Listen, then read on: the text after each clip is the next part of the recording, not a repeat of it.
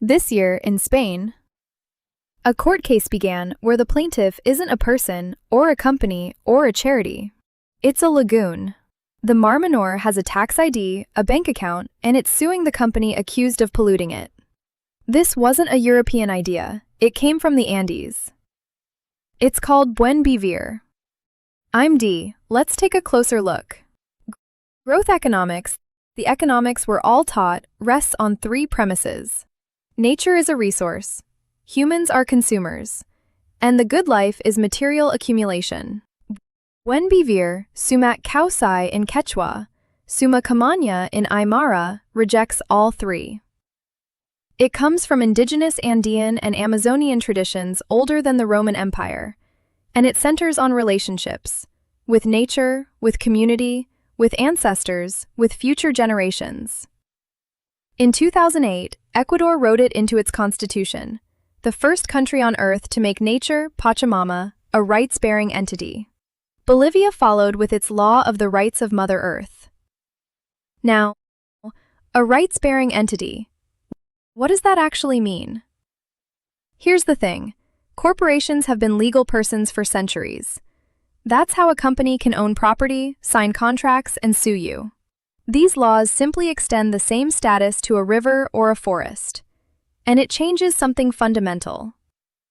Ordinary environmental law usually requires proving harm to humans, to someone's health, someone's property.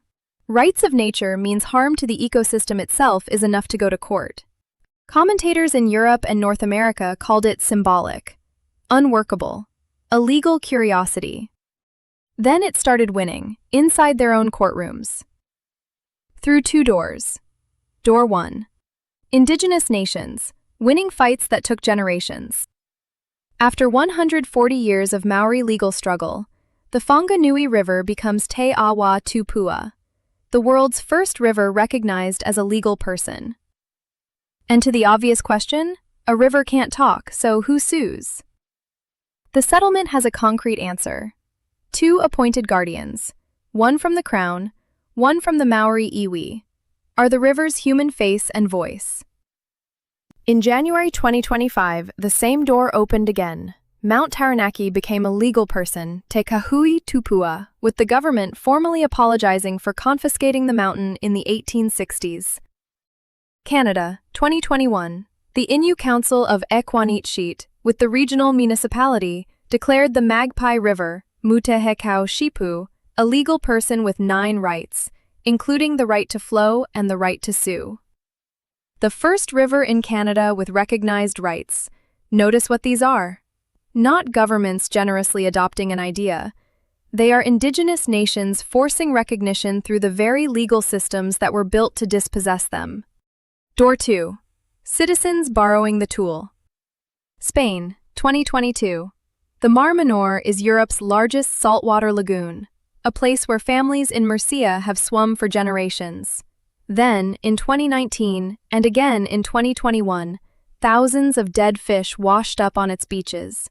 Mass die-offs on the evening news caused by decades of fertilizer runoff. Around 640,000 citizens signed a petition, and Spain's parliament made the lagoon the first ecosystem in Europe with legal personhood. The Constitutional Court upheld it in 2024. By 2025, the Mar Menor had a tax ID, a bank account, and its own governing bodies. And in May 2026, it appeared in court as a plaintiff for the first time, against an agricultural company accused of polluting it. England, 2025. Lewes District Council became the first local authority in the UK to back a Rights of River charter for the River Ouse, and councils across the south followed. Even Paris made the Seine an honorary citizen. Here's what Door 2 tells you. None of these people inherited Buen Vivir. They reached for it because growth economics had failed their lagoon, their river, and the old legal tools had nothing left to offer. Now the honest part, because this channel doesn't do fairy tales. Ecuador and Bolivia still run extractive industries under Buen Vivir constitutions. In the United States, Toledo's voters passed a Lake Erie Bill of Rights in 2019. A federal judge struck it down within a year, and 4 states have since banned rights of nature laws outright.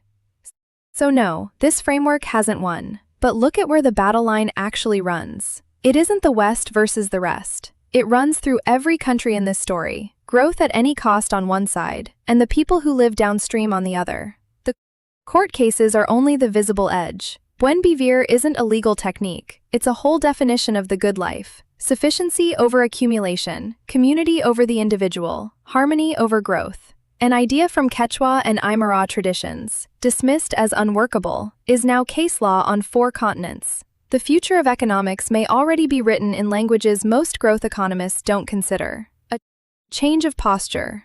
When you read about economic alternatives, notice whose voices you're hearing. If they're all from the same places, the same institutions, the same language, you're missing most of the relevant thinking on Earth. Read Arturo Escobar on pluriversal politics. The future is plural, not singular. Read Eduardo Gudinas on post-extractive development. Read Vandana Shiva on Earth democracy. Listen to indigenous economists. The bibliography of Degrowth has many languages. Think about what you accepted without blinking at the start of this video, that a company can be a person.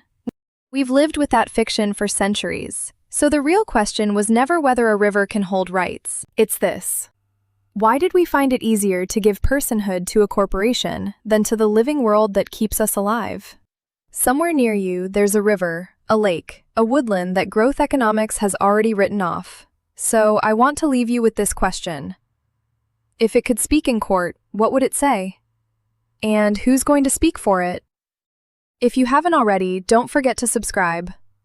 Let's build a world that thrives by design, not by default. See you in the next one.